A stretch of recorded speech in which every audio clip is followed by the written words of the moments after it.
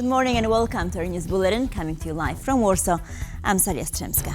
And we begin with Austria, as the country's Chancellor Karl Nehammer announced he is stepping down after new government talks failed. The nation's largest centrist parties have not managed to create a government without including the far-right Freedom Party. Austria's Chancellor Karl Nehammer will step down in the next days, both as Chancellor and party leader. The Liberal Neos Party's exit from coalition talks with Nehammer's Conservative People's Party (OVP) and the Social Democrats (SPO) prompted the collapse of coalition talks more than 3 months after September's parliamentary election. We are all aware that compromises have to be made in government negotiations, but never at the expense of the people. That is not compatible with the values of the People's Party. If successful, the OVP and SPO would have had only one seat majority in the Austrian parliament, which was little to begin with. The SPO leader, Andreas Babler, expressed regret over OVP's decision to end negotiations. He added that one of the key obstacles revolved around repairing the, quote, record deficit left by the earlier government. That was definitely the most important issue in these negotiations. After the end of the last government, after the elections in late September, it was revealed that we need to, our government needs to reduce the budget deficit by about 18 billion euros over the next couple of years. Austria's centrist party struggled to reach an agreement without the far-right Freedom Party (FPO) led by Herbert Kickl. The Eurosceptic Russia-friendly FPO had won almost 29% of the vote in the September parliamentary election. It's a piece of history that we have written today. But despite its electoral success, other parties refused to join a coalition with the FPO. Previously, Nehammer ruled out partnering with Kickl, but it seems that Nehammer's party, OVP, might enter talks with FPO after all. We recently learned that temporarily Karl Nehammer was replaced as leader of the OVP party by Christian Stocker, who got his role, and Christian Stocker announced openly that he's open to negotiate with FPO. After the elections, Austrian President Alexander Van der Bellen ruled out the possibility of inviting Kickl to form the government, but this too seems to have changed since. The president invited FPO's Kickl to a meeting on Monday.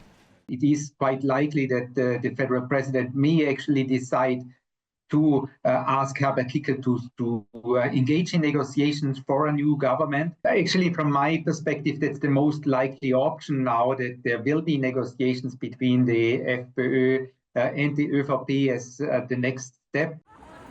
The next government will be faced with the challenge of saving more than 18 billion euro, and the person tasked with forming the government could potentially become Austria's next chancellor, if successful.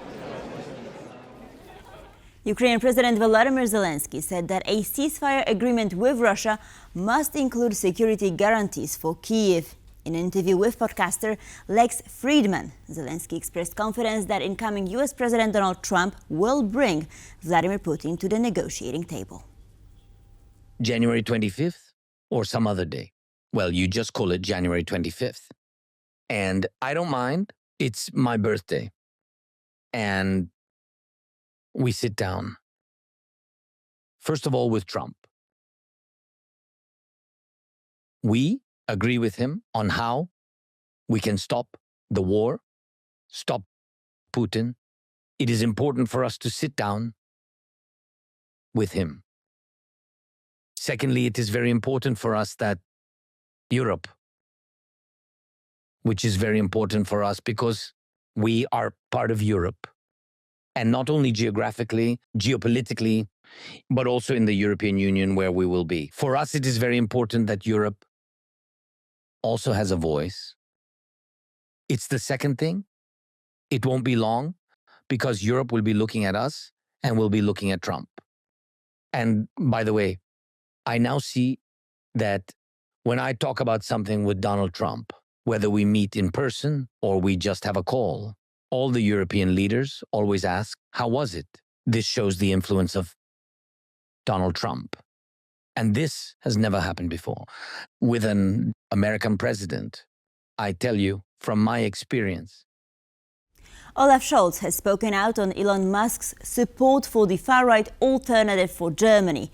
The German Chancellor has called Musk lending stage to AfD politicians on his social media platform an issue, and said he not only disagrees with the future head of the US Department of Government Efficiency, but outright rejects his point of view. What is certainly new is the fact that it is a global media entrepreneur. What is certainly new is the fact that with algorithms, it is not certain how opinion is formed and organized by the structures of these systems.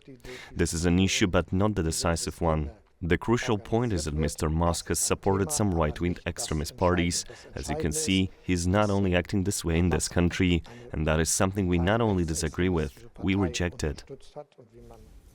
The gas carrier Mulan, part of the Russian shadow fleet, has been circling in the northern sea off the coast of Norway for a week now. The seabed in the area is packed with underwater infrastructure, and following the recent sabotage incidents in the Baltic Sea, the ship's erratic course has raised concerns in Oslo. Our reporter Paweł Trzaskowski has more. This vessel shown here is a floating storage unit, designed to hold large quantities of liquefied gas. Another Russian sanctioned ship of this type, Sam FSU, has been stationed in the Kola Peninsula for over a year. In December, it was supposed to receive a transshipment of gas from Mulan, a shadow fleet gas carrier registered in Panama. Having reportedly unloaded its cargo, Mulan is now in the northern sea off the coast of Norway, sailing in circles for over a week. The ship's suspicious movements attracted attention of the Norwegian Coast Guard, as in that part of the seabed lay gas pipes, joining Norway, Denmark and Great Britain, as well as other undersea connection infrastructure. These suspicious movements add to the many concerns in European waters sparked by foreign ships. In late December, the Estlink 2 underwater power cable connecting Finland and Estonia was severed, and Finnish authorities have detained the Eagle S ship and its crew, suspected of causing the failure. We were able to get the situation under control and locate the ship in question, bring it to Finnish waters and begin a criminal proceeding. Finland is leading the way when it comes to dealing with Russia's hybrid attacks with its so far singular responses, but they might form a benchmark for a future policy of dealing with the attacks, especially as Russia clearly aims to intrude on NATO waters. We need to understand how important is it that the Putin policy now concentrate to the completely change the situation at the Baltic Sea. Okay, of course, they concentrate on the invasion of Ukraine, but at the same time trying to hit let's say the most sensitive part of the NATO. Both Mulan and Eagle S are part of the Russian so-called shadow fleet. The Russians operate these ships under flags of convenience, often belonging to other countries, in order to avoid US and European sanctions. There are now more than 630 tankers in the shadow fleet. It is estimated that they transport around 70% of all Russian seaborne oil. In a recent EU sanctions package, 45 additional third country ships carrying oil from Moscow were added to the list of sanctioned vessels. The leader of Moldova's breakaway region of Transnistria, Vadim Krasnoselski, has warned residents to prepare for power outages and advised them to burn firewood for heating as the region grapples with a severe energy crisis. This comes after Ukraine halted Russian gas deliveries through its territory, leaving Transnistria without a crucial energy source. Over 1,500 apartment buildings were left without heating or hot water, and nearly 72,000 private households were cut off from gas, the leader said. He urged residents in rural areas to make use of wood reserves for heating, highlighting that the region is rich in wood. Krasnoselski also warned that rolling blackouts would be necessary to protect the power grid, though he assured residents that a schedule would be in place to minimize disruptions. Temperatures in the capital of the breakaway region, Tiraspol, were expected to remain just above freezing, further exacerbating the challenges faced by the population.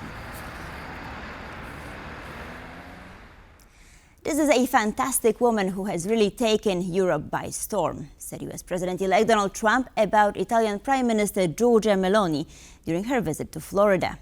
With this visit, she becomes the second European leader to meet Trump in the US since his re-election, after Hungarian Prime Minister Viktor Orban.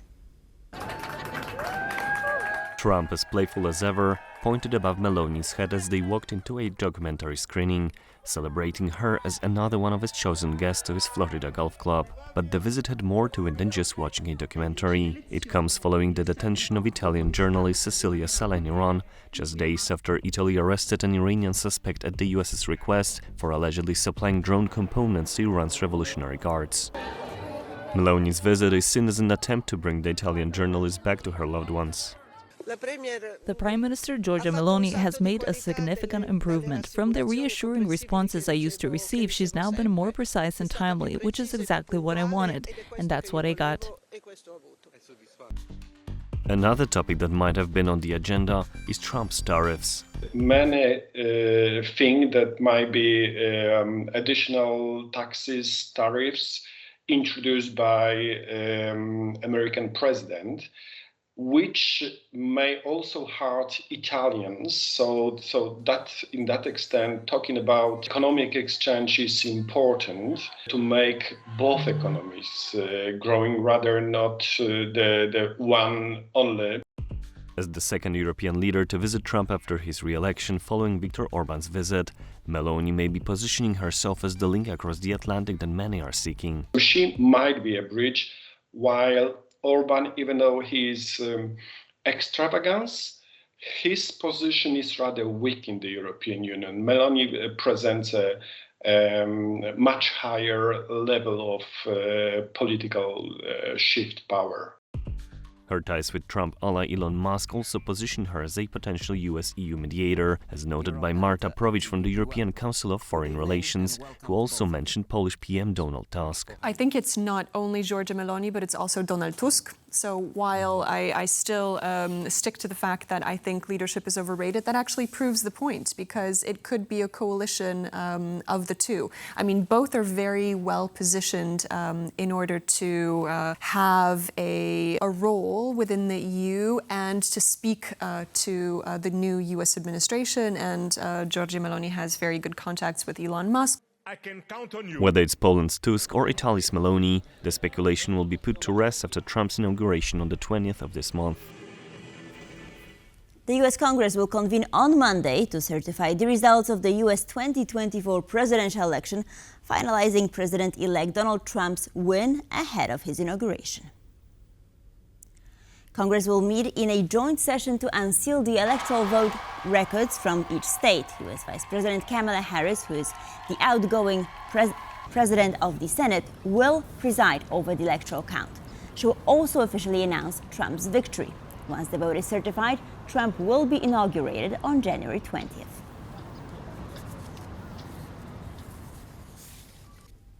Thousands of South Koreans have braved heavy snow in Seoul to participate in rival demonstrations calling for and against the arrest of impeached President Yoon Suk-yeol.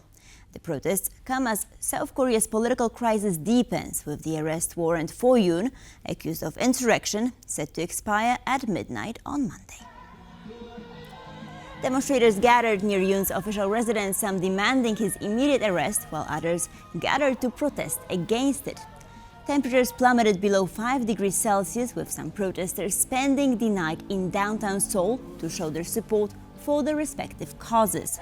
Yoon, who was impeached by parliament and suspended from his duties, is awaiting a decision from the Constitutional Court on whether he will be reinstated or permanently removed from the office. The political turmoil intensified on Friday, January 3rd, when criminal investigators attempted to arrest Yoon, only to be blocked by his presidential security service and military forces in a tense 6-hour standoff. And now on a lighter note, the annual Golden Globes kicked off on Sunday night in Hollywood, marking the award ceremony's 82nd edition.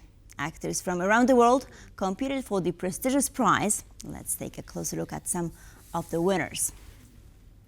The event, which was hosted by comedian Nikki Glaser, featured a star-studded audience packed with actors and filmmakers. In the most prestigious categories, Brady Corbett won with The Brutalist for the Best Drama, and Jacques Audiard, Emilia Perez, taking Best Musical or Comedy. The star of I'm Still Here, Fernanda Torres, won Best Actress in a Drama, and Demi Moore took her first Golden Globe in her career for her turn in substance. The US-made historical drama Shogun took home all the 4 titles it was nominated for: Best Actor, Best Actress, Best Drama Series and Best Supporting Actor.